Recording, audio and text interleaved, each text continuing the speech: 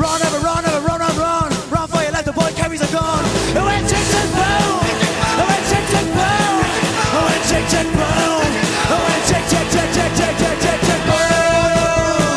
Run for your life, the boy carries a gun. Run, ever run, ever run, run, run. Run for your life, the boy carries a gun.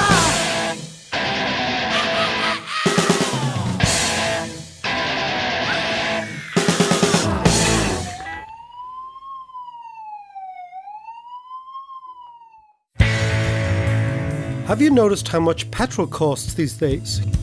Here in Ireland, it costs over €100 to fill an average family car. Many in the media are blaming the sabre-rattling between Iran, Israel and America in the Straits of Hormuz. The Republicans are even blaming Obama. All the while, Syria burns in the background. What if there's a reason in economics much closer to home? Well, there is. And that reason is the central banks. Central banks all over the world are responding to a mega debt crisis, the consequence itself of years of reckless bank lending, with more and more free money and lower interest rates. And in so doing, they are creating a kind of a super bank monster who believes that you can solve a problem of too much debt with yet more debt. Look at the shambles in Greece in the last few days. The Greeks borrowed €150 billion just to wipe out €100 billion of debt. So they're still in more debt. Is it any wonder that Greek interest rates, rather than falling, are now rising? But forget Greece for a minute. Everywhere else, interest rates are as near to zero as is possible. In the US, the Federal Reserve has said it will keep interest rates as low as possible for as long as necessary. The Bank of Japan, the Bank of England and the ECB are all at the same game. Now in China, we may well refer to this year as the year of the dragon, but in the rest of the world, we could definitely refer to it as the year of the central bank. Because central banks are injecting liquidity, trying to reflate a bubble in order to avoid the consequences of the bursting of a bubble in the first place. This makes no sense.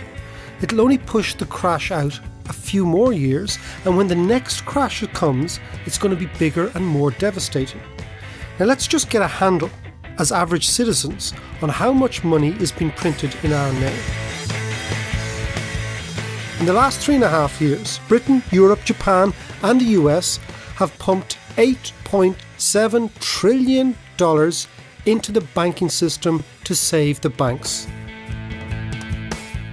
Saving the banks has cost more money than it costs to fight the Second World War, the First Gulf War, put a man on the moon, clean up after last year's Japanese tsunami, and the entire African aid budget for the last 30 years, all put together. Now this is an enormous amount of cash given to the banks in your name.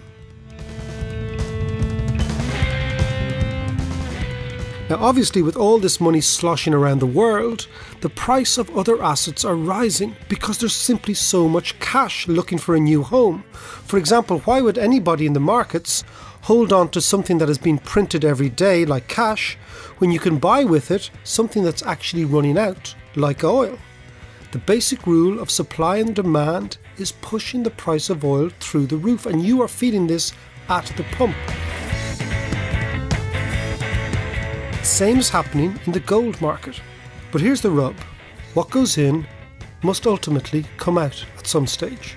The cash is ultimately going to find its way into asset prices and then shunt its way on to inflation. So what is going to happen then? Well, then the central banks are going to have to raise interest rates rapidly and maybe much more aggressively than any of us expect right now. Remember, 30 years ago, United States interest rates were pushed up to 20% in order to wring inflation out of the system. So could the greatest monetary splurge in human history, which we are now witnessing, be followed by a 1980s style whiplash in interest rates, the likes of which we haven't seen for a generation? The answer is quite possibly yes. Stock markets all over the world, particularly in China, are beginning to wobble. Now, could this lead to a crash? Could this signal the beginning of the end of this rally? Or could it just be the end of the beginning of yet more and more central bank financing? Ultimately, though, interest rates will have to rise, causing financial whiplash on a scale that we have not seen for many, many years.